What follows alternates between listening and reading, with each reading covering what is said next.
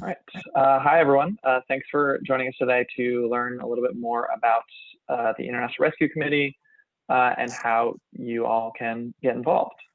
So I'm going to ask each of you to introduce yourselves shortly, and then I'll give you an overview of the International Rescue Committee, talk about what we do and what is going on in the sector we work, being refugee resettlement, and then how you can get involved. We'll also be hearing from a UMD student, a former intern with the IRC, to talk about her experience, and then we'll open it up for Q&A at the end. So if you all could each introduce yourselves, just give your name. Kate, Kevin, I don't know if one of you wants to kind of MC this, and if you could just say your name and why you attended this session today. That sounds great. Just briefly, I'm Kate Jewell. I work with the University Career Center at RHU, and my colleague Kevin Keneally works with me in the UCC at RHU as well. So, you know, we can help you out today if you have any questions. As questions come up that you want to be asked later, feel free to pop them in the chat and direct them to Kevin. And then Kevin's going to curate them and ask them at the end of the session. So I'm going to go in the order of people on my screen, and I see Anna Gorlick first. Hello, my name is Anna Gorlick. I'm sophomore at UMD. And so what else do I need to add to it? Why you decided to attend this session today? Oh, sorry. Well, I decided to attend because I think I'm an international relations major, so I thought this would be a good pathway to learn more about how to help internationally and dealing with like more international things. So yeah. Thank you. Thank you so much. Next, I see Colleen. Hi there. I'm doing my MLIS at University of Maryland. I'm a librarian. I've always been interested, and when I saw this webinar, I thought it would give me a deeper insight into the work that's actually done and see if it's a fit for me. Great, thank you so much. Now I see Shara. Hi, I'm a junior at UMD. I'm getting my degree in family science and psychology, but like I've always kind of wanted to I've always known I wanted to do some work at like a more global level and everything, and just see like what else I can do and how I can apply this to like, I don't know, like global terms. And yeah, I've just always heard about this like program and everything, so I just wanted to learn more. Thank you so much. Next, I see Arpita.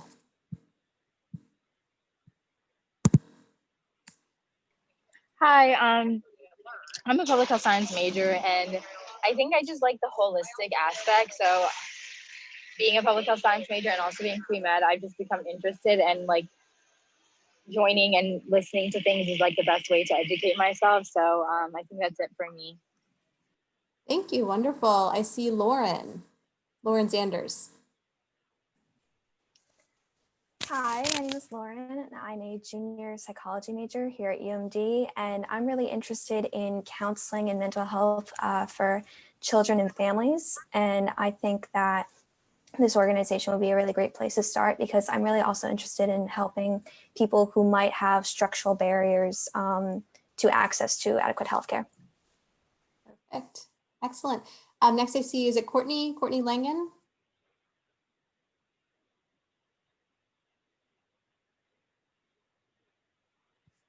Oh, I think you might be muted.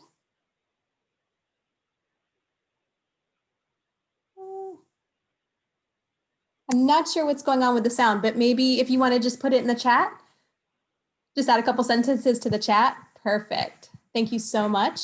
Now I see Miriam. Hi, my name is Miriam. I'm a public health science major, and I'm a senior, and I am currently like looking into I'm pre-med, so I'm going to take a gap year next year. And I was just looking into possible opportunities next semester or next year. And I just wanted to learn more about IRC. So. Perfect. Thank you. I see Julia Matney. Hi, I'm Julia. I'm a sophomore in the international relations major. I am looking for, internships opportunities and just trying to learn about what the world of international relations jobs and international development looks like in the future.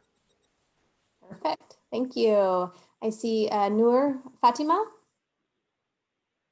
Hi, my name is Fatima. I am a junior family science major, and my long-term goal is actually to go into family and couple therapy and work with refugee populations. So I think this would be a great start.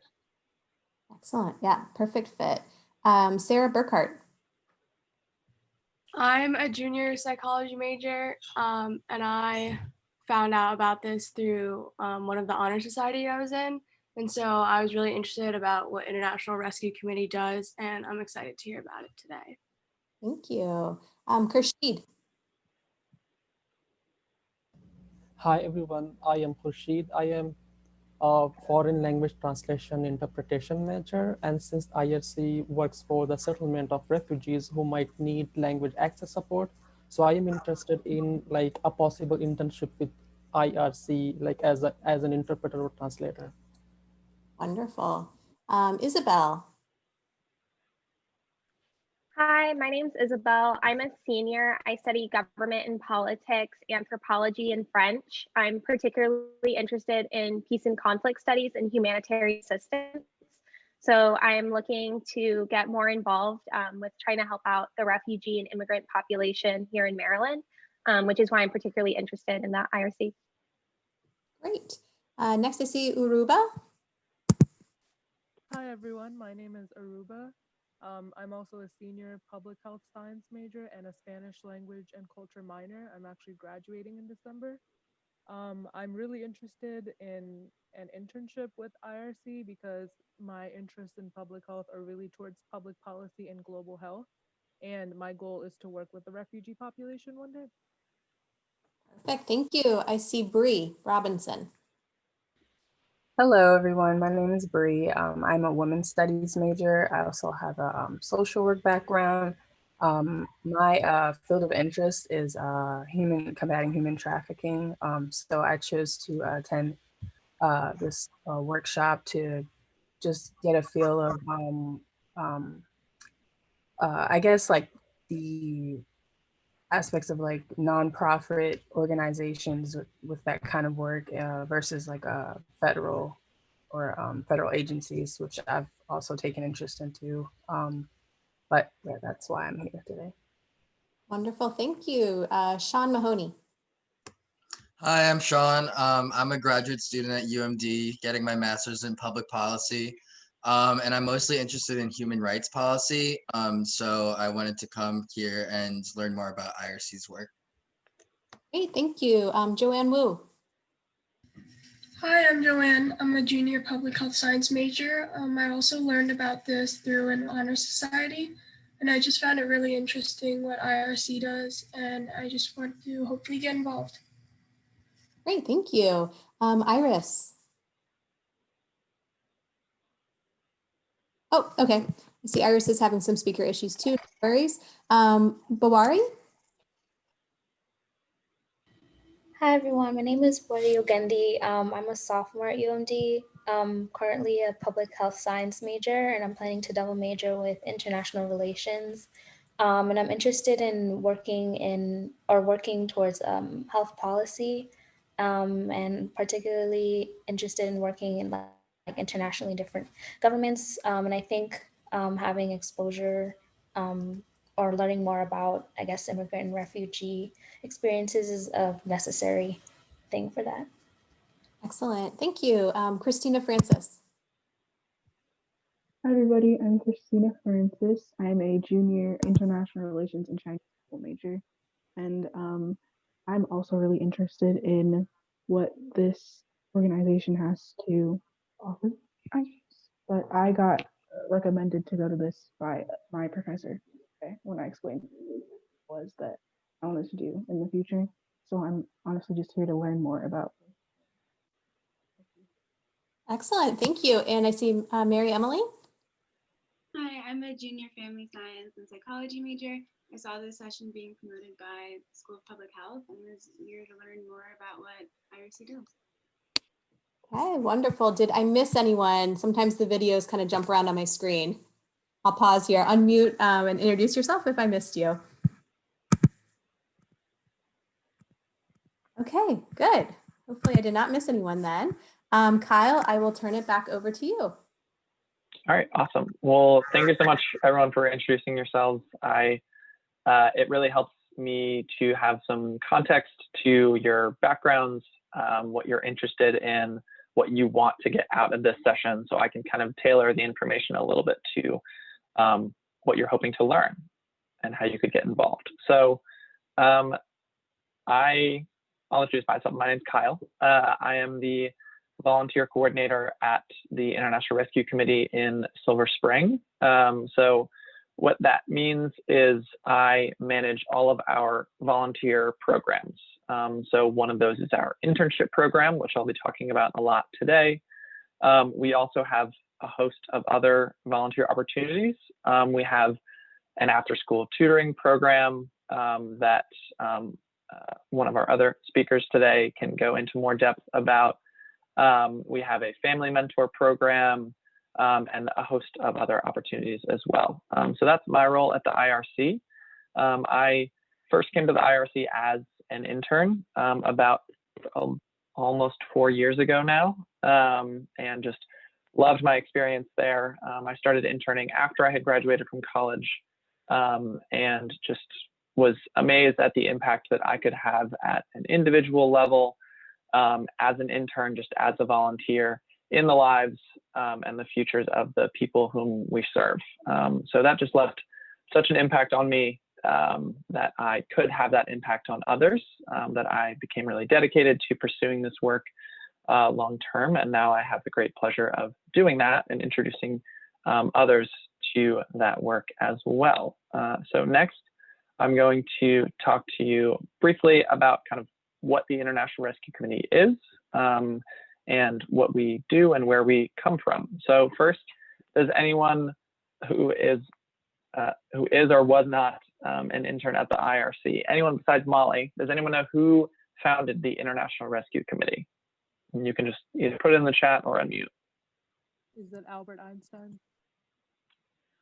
Correct.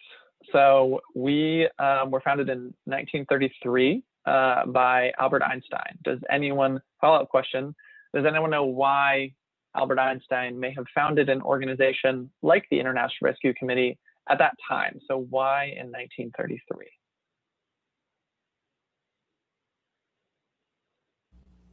Jews fleeing the persecution in Europe. Exactly. So in 1933, Hitler rose to power in what would become Nazi Germany, and Albert Einstein fled his native Germany to New York City as a refugee himself, and founded an organization to help those now suffering under Nazi rule to escape. So that mission of aiding those fleeing conflict and persecution was central to our founding as an organization and maintains our focus today. However, the scope of our work has expanded to all over the world. So the IRC works at all points across what's known as the arc of conflict. So we work in areas of active conflict, places like Afghanistan, Syria, the Democratic Republic of Congo, on the ground, partnering with local NGOs to administer emergency humanitarian relief. So providing things like food, water, and shelter to people who are still living in their home countries, but have been displaced. They're internally displaced, and we support those who have just fled their homes. Next, we're very well known for our work in refugee camps across the world. Refugee camps are administered by the UN High Commissioner for Refugees, to be exact.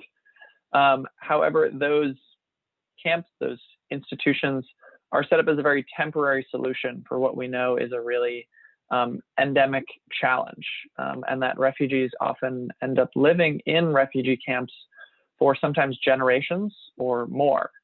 So the IRC steps in to provide long-term care to those who are living in these conditions, things like education, things like health services that are lacking in these areas, to establish some sense of security for folks living in these really tenuous circumstances. And then lastly, we are a refugee resettlement agency. We work in over 24 US cities across the country, providing refugee resettlement services. So what does that actually mean? Take our office in Silver Spring. When we work with a family or an individual, it starts from us picking them up at the airport when they first arrive, taking them to an apartment that we have fully furnished for them free of charge prior to their arrival. We pay for their first 3 months rent while they're here. They're assigned a caseworker who will help them get access to health insurance and English classes. They're assigned an employment specialist who will help assess their employment history and help them get a job. They work with our youth team to help get their kids enrolled in school. So it's very much a wraparound support system that we provide to refugees from the moment that they arrive in the United States up until time when they become US citizens, which they can also do through the Immigration Department at our office. So that is why the IRC's motto is from harm to home, because we work with individuals from the moment that they have fled conflict or persecution throughout their entire journey of displacement up until they are establishing a sense of home in the United States. So now I'll talk about, in a little bit more depth, about kind of what's going on in the refugee resettlement sector in which the IRC operates. So with particular focus on the United States. So our country does have a very long tradition of offering refuge to those fleeing conflict and persecution. It's very central to our founding and what we represent. And the International Rescue Committee has had a very integral role in that tradition. Since 1975, the International Rescue Committee alone has resettled over 370,000 people in the United States. This next slide illustrates this yellow line or area graph illustrates the number of refugees who are permitted to enter the country each year. So that number is set by the president, by the executive administration each year. And that number has fluctuated considerably over time. However, the average that we have seen across Republican and Democratic administrations has been roughly 95,000 refugees who have been permitted to enter each year. However, under the current administration, as you can see illustrated here, there has been a precipitous decline in the number of refugees who are permitted to enter the United States. Just last year, the Trump administration reduced the refugee ceiling to 18,000. So we operate on the government fiscal year, which starts on October 1st, ends on September 30th. So just a little over a month ago, a new refugee ceiling was issued of 15,000, which is the record-breaking again, year after year under this administration, of the lowest number of refugees allowed to enter the US since we started tracking this data around 1980. So how those national trends and policies have impacted us at the local level. This illustrates the number of refugees who were served by the IRC in the state of Maryland in FY, which stands for Government Fiscal Year 2016, the last full year of the Obama administration, to last year, fiscal year 2019, the last year that we have full data for. And it's over a 50% decline in the number of clients who we were able to serve in a matter of 4 years. So those larger national trends and policies that are decided very close to where our office is and where you all go to school have a really deep impact in the number of people whom we are able to serve every year. And just for clarification, these numbers represent the number of refugees who the IRC served in the state of Maryland. So that's not just our office in Silver Spring, we also have an office in Baltimore. So just getting a little bit more granular here, we don't only serve refugees in Silver Spring, we also serve asylees, so people who have been granted asylum. The difference being refugees apply to enter the US from overseas and are granted that status prior to them coming to the US. Asylees traditionally will enter the US and then apply to stay in the United States.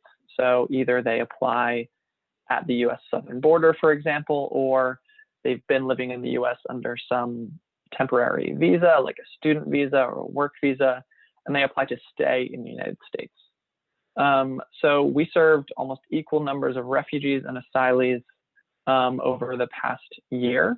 And then in terms of the most prominent countries which we serve, that is Cameroon. We see a lot of asylees from Cameroon, a lot of refugees from Afghanistan, and then from the remaining 4 countries, kind of a combination of refugees and asylees.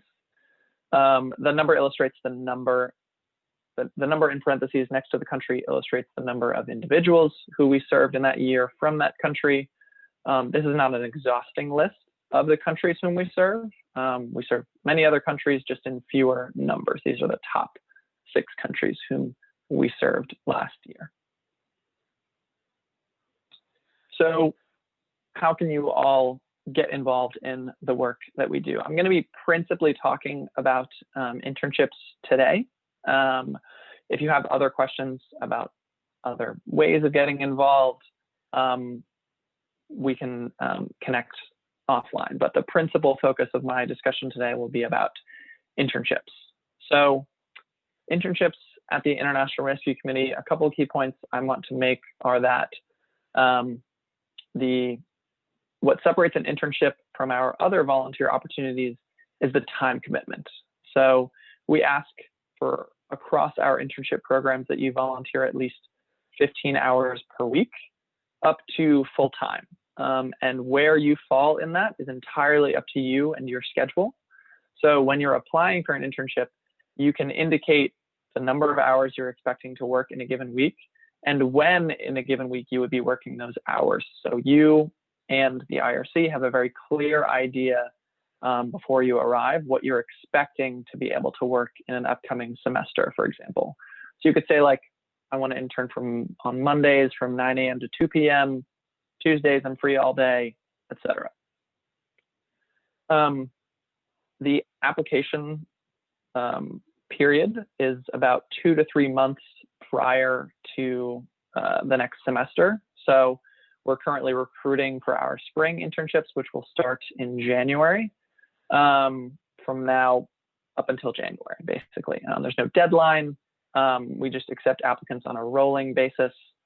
And the other key point I would like to make is you don't just apply to a generic internship at the International Rescue Committee. We have about 15 different internship programs that you can apply for, where you'll be working, assisting a very specific department at the IRC. So for example, I was an intern in our logistics program, where one of my main responsibilities was sorting donations that we had received and taking those and actually setting up apartments for newly arriving refugees.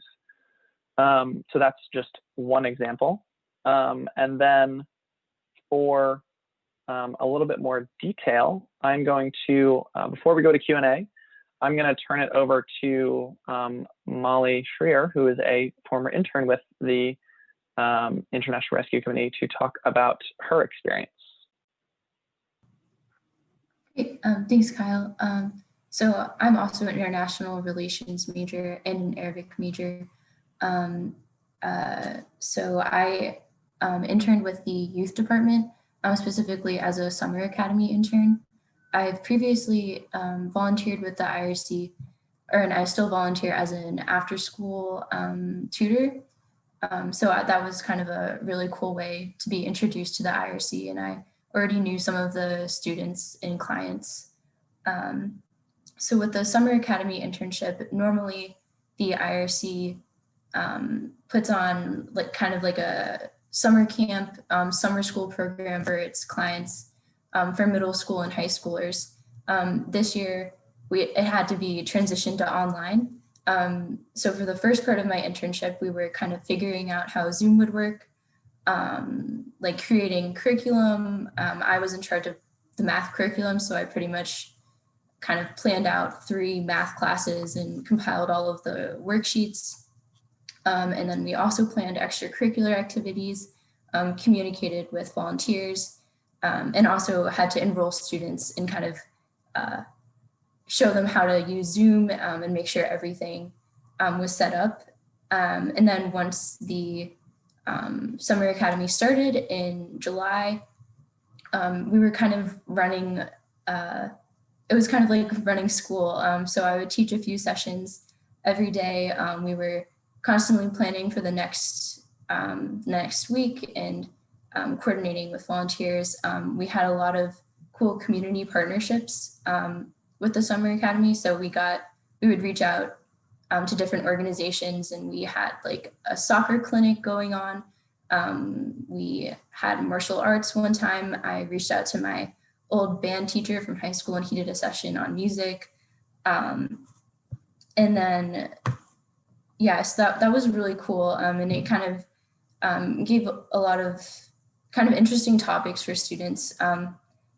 Another really cool thing we did was we had a budget to kind of make kits for students so we could put worksheets, but we also did for our extracurricular students, like we did gardening, we did like a snack activity. So that was also another cool experience I got kind of working with a budget. And overall, it was really cool, one, because I got to kind of develop relationships with the students. And they were also they were my age, or they were my little sister's age. So it was really cool to get to know them that way. And it was also, I really got a good understanding of what it's like to work at the IRC, because I was doing the same exact tasks as my supervisors. It was really a team effort. So it was a really great experience.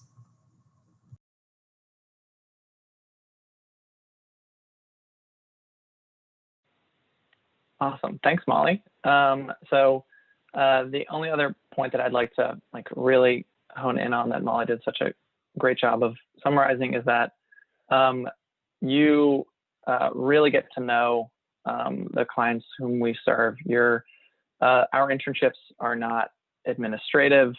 There is part of that, obviously, but that's because, like Molly was saying, we do this work as a team. So interns and their supervisors, we work together to provide the best service to our clients. And a huge aspect of that is interns working directly with our clients every day of their internship, and being able to have a really meaningful impact in the lives of our clients as interns.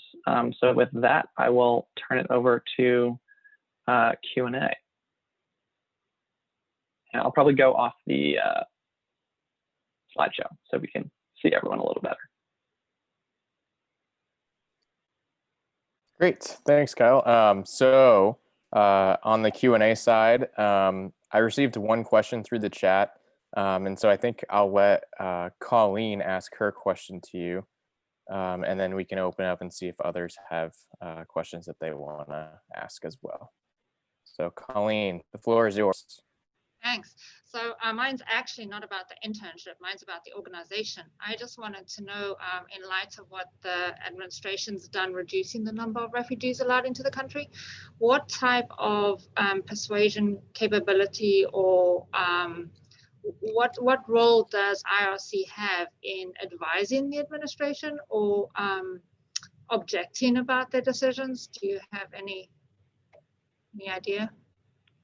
Yes, that's an excellent question. So under a typical administration, the way that the process would work to determine a refugee ceiling is it would be a consultation process between the various resettlement agencies, the IRC being one of 9 who resettle refugees in the United States, and the US State Department. Normally, that number is put into effect on October 1st, and the consultation process takes several months, usually over the summer before, at which the International Rescue Committee and other organizations will make a case for the reason to bring in a certain number of refugees based on the emerging crises overseas and the need to resettle a certain number. So making a case for that. And then the administration goes back and figures out in their calculus what the US has the capacity to do or the political will to do is more often what it's a manifestation of. Under the current administration, that consultation process just has not happened. So we are not involved in the process at all currently. And that has been the case over the past several years. We find out what the refugee ceiling is going to be at the same time the rest of the general public does. So there's no advance notice, there's no ability to plan on our end. There have been hints over the past 2 years that the refugee ceiling would be set at 0. So luckily it has not. But the fact that we are slightly relieved to have the lowest number of refugees that have ever entered this country in a given year, that is a positive note or a positive impact is something that I really want to make note of. Thank you.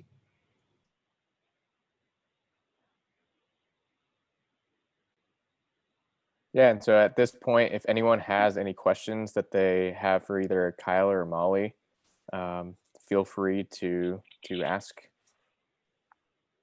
I have a question. So what are the different areas in which, like for the internship, what are the different areas that we can work in besides, I think you mentioned like logistics? Mm-hmm.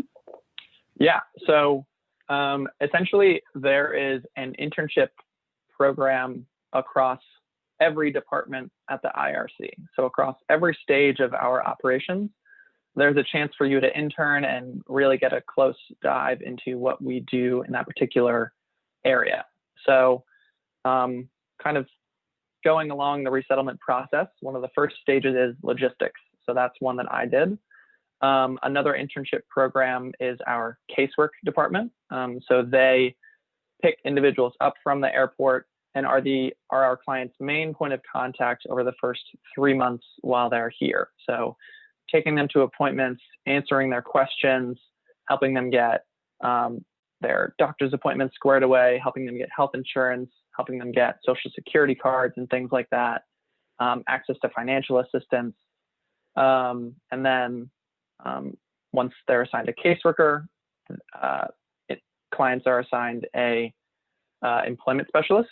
So you could intern with our economic empowerment program, where you would be helping assess clients' employment history, helping them create resumes, create cover letters, and actually apply to jobs. So kind of walking them through that process and helping them apply and helping them get jobs. Kind of another aspect would be what Molly did, working in our youth programs, supporting in the summer, our summer academy, over the school year, our after-school tutoring program and our youth casework program. We have kind of down the line, an immigration program where we help individuals and families apply for green cards and eventually citizenship in the US. So interns can help facilitate that process, directly meet with clients to go over those applications, help them with the timelines, help them understand the process because it's very complicated and long. So essentially at every aspect of what the IRC does, there's an internship for it. Thank you. And also, in terms of like when we're applying, would we like have to rank like which aspect we like to work in, or is it like, or how does that work?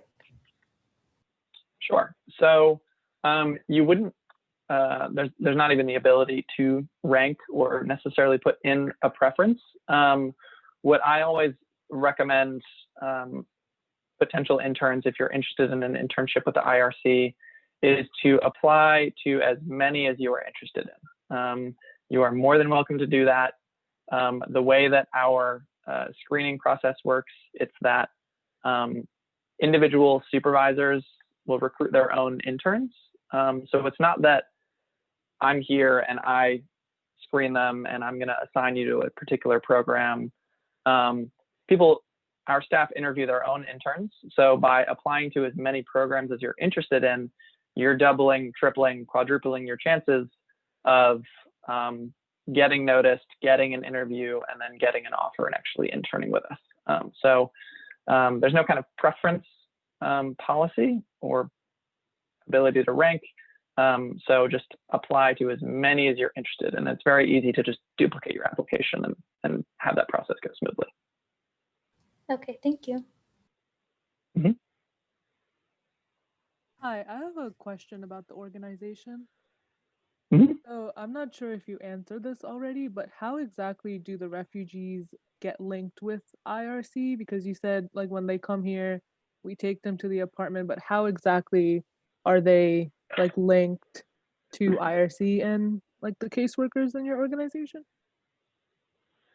Yeah, excellent question. So the way that process works is we have, there's kind of a coordinating body among the 9 resettlement agencies who, before someone arrives in the US, normally before they've even left whatever host country they're living in, but they're about to, a representative from each agency will get together every couple of weeks or so and decide which agency that individual or that family will be assigned to. So that is usually the biggest factor in where someone's going to go, which organization they'll be working with is based on if they have any ties to the United States, if they have a family member that's living here, if they have someone who has applied for them to join them in the United States. Like if you had a family member in Silver Spring, you're probably going to get sent to Silver Spring and you'll likely work with the IRC. So that's kind of the biggest one that helps decide where and who clients are assigned to. So it's basically that consultative body that sets the parameters a couple weeks in advance. And then we're notified of their travel arrangements so that we can pick them up at the airport and introduce ourselves as their caseworker. Okay, thank you. And in regards to the internship, so at least for the spring, do you think it will be remote for the most part? Excellent question. I'm sure that's on everyone's mind. So the guidance that we are providing is that, well, for one, our staff obviously are working entirely remotely right now. Our internships are doing the same. So for the spring, we expect or we know that all internships will at the very least start remotely and will continue remotely for likely at the very least the first couple of months of the spring semester. After that point, we kind of regularly reassess based on the state of the pandemic and how safe it is to begin returning to the office. But we're being very cautious and conservative about doing so. And and we would do that in a scaled way, in which the people who really need to be in the office would go in first in very small numbers, and then so on and so forth over weeks and months to begin re-entering the office and working in person. And interns would be in one of the last groups to go back to the office. So this is entirely speculative, but it is my assumption that for the spring, internships would be remote for likely the entire time, if not until April. Okay, thank you. Mm-hmm. So I just had a question, kind of jumping off the previous question. So in terms of how refugees are linked to this organization, is it that all these agencies, they receive a list of who like the incoming refugees are, or like how do you know who is actually like coming in as a refugee? Yeah, so that's essentially what happens. So we, our group of resettlement agencies, the 9 of us, are in constant communication with the other organizations at various stages of the resettlement process. So if you recall, the UNHCR is administering the refugee camps. They're kind of the first phase in getting folks resettled in another country. So we're in communication with them. There's another organization that is affiliated with the UN that actually books travel for refugees. So the UNHCR, this other organization called the International Organization for Migration, IOM, and the IRC and other agencies like us are all in constant communication and on, from what I recall, a bi-weekly basis. There's a list of folks who are going to be coming to the US, and the group of 9 get together, probably virtually now, and hash it out, figure out who's going to go where. Thank you. Mm-hmm. I have a question about languages and their application within IRC, particularly even for future employment. So I'm currently studying Urdu. Would that have any like place within IRC? Yes, it definitely would. So I do not speak any foreign languages, so it is not a requirement to work at the IRC, but it is definitely a benefit. We work with interpreters all the time in our work. Even if you do speak languages, it's not that you're going to be only working with Urdu-speaking clients. That's not how we kind of divvy it up. But it is exceptionally helpful. Like we do have staff who are from Afghanistan, from Rwanda, from other countries, from where our clients come. And it is really useful to be able to sometimes not go through an interpreter and speak directly to our clients. It can help establish that rapport and that relationship with them. So it's not required, but it is definitely a boon. It is something that would help your application to either an internship or a job at the IRC for sure. Great, thank you. And then I also mentioned that I'm interested in going to couple and family therapy. So which of the internships that you have available would you say is like most direct to that path in like helping me prepare for that?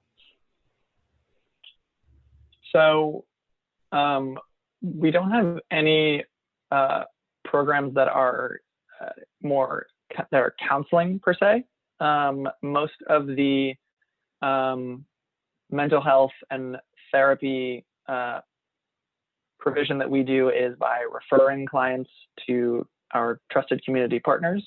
But that isn't to say that in our day-to-day work at the IRC, we build relationships with our clients who have been through such trauma of being displaced multiple times in most cases, of being displaced for a long period of time, and then the kind of associate traumas that can go into that, of maybe being out of school or not being able to provide for your family. And so we kind of deal with those family or traumatic issues kind of across the organization. But I would say most particularly, your expertise or interest would apply to our programs in casework, in case management, where we have a program for a refugee case management program where you're working with clients who have just arrived in the US, helping them with whatever issues they have. We have a similar program for asylees.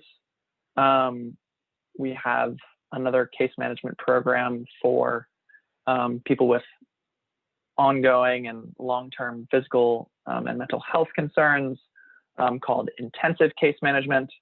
So those would probably be the most applicable, anything in the case management or casework sector. But really across our programs, all of us work directly with our clients, and having a background in some kind of like a clinical background, a therapy background, being able to approach our clients in a very sensitive and respectful way is definitely a benefit across the organization. Okay, thank you so much. I have 2 questions. My first question is, how often does IRC like collaborate with U.S. federal agencies? So like what is the coalition building like between like a nonprofit organization like IRC and a federal agency? Yeah, great question. So it really kind of depends on what program at IRC we're talking about. So for example, our employment programs where we're trying to get clients jobs in the US, there's not a lot of federal involvement. We're working with state level agencies or local departments. Whereas with our immigration program, we're helping clients apply for green cards and citizenship directly to USCIS, US Citizenship and Immigration Services. Or likewise with, I believe, yes, your focus was on anti-trafficking. We have a victims of trafficking program that does work fairly closely with the State Department unit focused on that issue to help individuals get the particular type of visa that victims of trafficking can receive in order to qualify for certain benefits. We collaborate with federal agencies in that particular field to identify individuals who may be now living in our area and eligible for our services. So in that particular field, there is a greater degree of collaboration than in other areas of the IRC. Thank you. The second question is, do you need to meet all requirements or qualifications to intern for a specific program within IRC? No. So the program requirements, a lot of the requirements for certain qualifications are preferred. So you'll see a lot of those preferred qualifications for like language proficiency as an example. And then a lot of the other qualifications are more on softer skills, so writing skills, communication skills, things like that. And then the other ones we usually list are like an hours requirement, which can vary across programs. Some, maybe it's that minimum of 15 hours. Some, they really want someone who can work at least 20, 25 hours. But that should not dissuade you from applying for any internship at the IRC. If you are interested in a particular program and you think you may or you may not qualify for it, just go ahead and apply. You have literally nothing to lose by throwing your hat in the ring for those opportunities. Yeah, that's what I would say about that. I have a question on, yeah, sorry. So IRC was listed as one of the participants as an employer in language career fair that was held recently on campus, but there was no representative from IRC that day. So I'm just wondering if IRC offers internship like entirely in the area of foreign language support or translation, interpretation, or facilitation of communication or something like that. Khushid, I would prefer to kind of talk to you offline about that because it's a very specific question. We do have an interpretation program where we employ a lot of our current and former clients to provide interpretation in some cases at the IRC, in some cases with some of our like community health partners that are required to provide interpretation. So we do have someone who manages that program, manages interpreters, trains interpreters, things like that.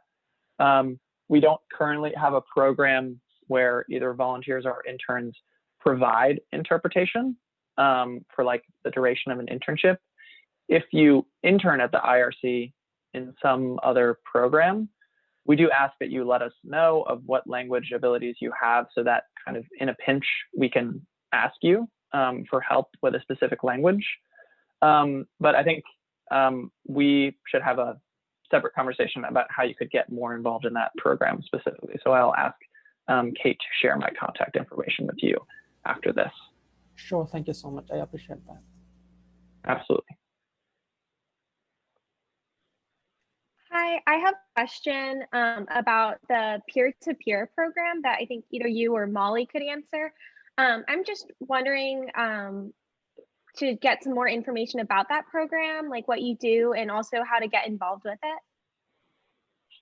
Happy to turn that one over to Molly. Great. So PeertoPeer, it's like a Maryland student organization. Originally when the IRC Silver Spring started their after-school tutoring program, we were pretty much the main group of volunteers who were going to schools in Prince George's and Montgomery County for like an after-school tutoring program. Now it's all on Zoom. So we kind of get you through the registration process as a volunteer. And then we provide those volunteers to the IRC, and we also do like a speaker series. So if you were looking to volunteer with the IRC, you could apply to join PeertoPeer, but you could also just kind of volunteer directly with the IRC if you were looking to do that. Thank you.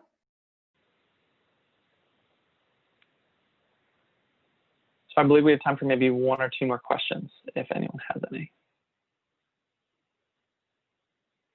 One question I had was, do you all receive a large amount of like internship applications? Is it like, I guess, difficult to get an internship, or is it like fairly easy? So we have, like I said, about 14 to 15 different internships that we offer each year. Of those, there's about 20 to 30 slots. So some of our internship programs have 2 to 3 interns, some just have 1. So we take on about 20 to 30 interns each semester. We receive usually between 300 and 500 applications. So it is fairly competitive. And that's why one of the reasons I would recommend you apply to several different programs to just kind of not put all your eggs in one basket, essentially. So it is a very competitive process, but you can really improve your odds by kind of spreading your application around to different programs. Okay, thank you.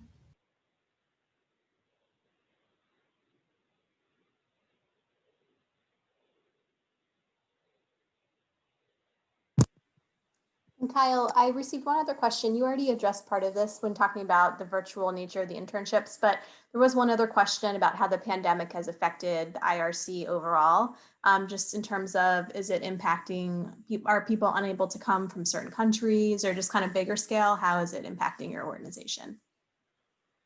Yeah, absolutely. So it's impacting our organization in many ways.